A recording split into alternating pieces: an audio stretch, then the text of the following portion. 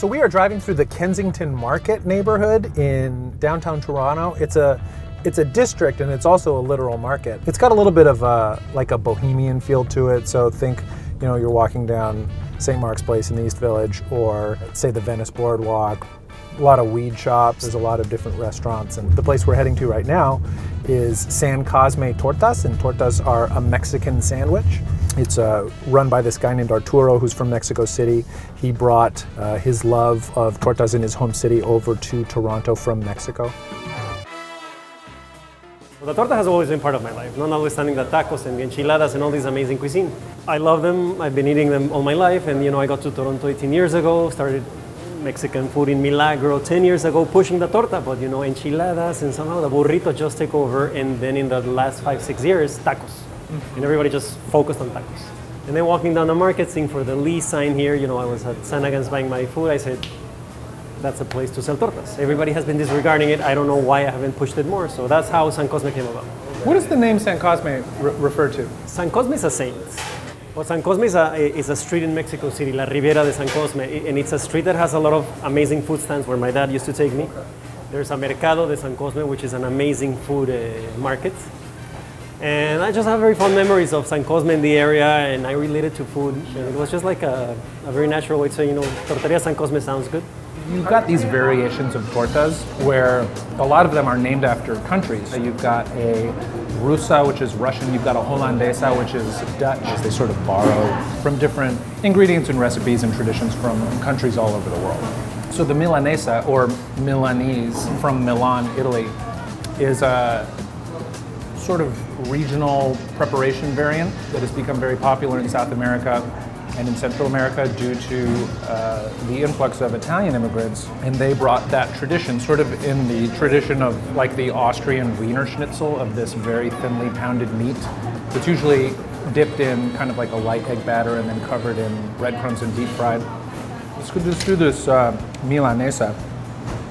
This is gonna be grilled onions on top of a really thinly pounded, breaded, and deep fried chicken.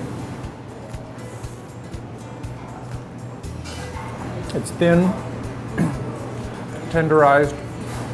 You've got that cheese and bean layer, sort of acrid, caramelized onions.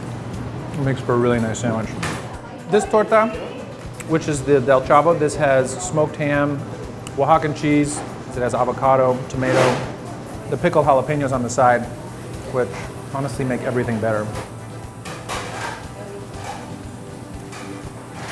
It's nice to have sort of the refried bean as a condiment. It goes really well with the smokiness of the ham. Arturo said so many of the ingredients in the sandwich are local to the market, which is kind of a nice thing. The pickled jalapeno is kind of like a reset button. So, you know, you take a bite of this big, sopping, salty, meaty, cheesy sandwich, and then you just get this clean, kind of spicy bite. It just kind of wipes everything away. These tortas are a little more polished, whereas the street tortas, like a little more kind of like your bad cousin who you go out behind the barn and have a smoke with. If you think back to the torta cubana I ate in the very first LA season, it was just this monstrous, huge, overwhelming, sloppy thing. It's got queso, it's got ham, it's got avocado, it's got chili, it's got mayonnaise. It's way, way too big, but it's delicious. You know, we're in a restaurant, and so it's not going to be quite like on that level, but these are really good. All right, just had a couple of really good tortas here in San Cosme. I think I've got a little bit of room left for dessert, so I'm gonna head across the street and get a couple of popsicles.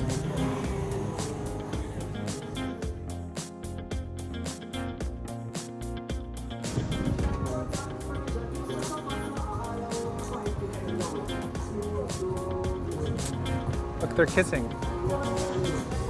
So we just had some great food here in Kensington Market in Toronto. I really hope you enjoyed this episode of Dining on a Dime, and if you'd like to watch more, please click here. It's gonna cause me to sweat. And this already looks so good. I just kind of want to show you what the inside of this looks like. This is so hot. Very spicy.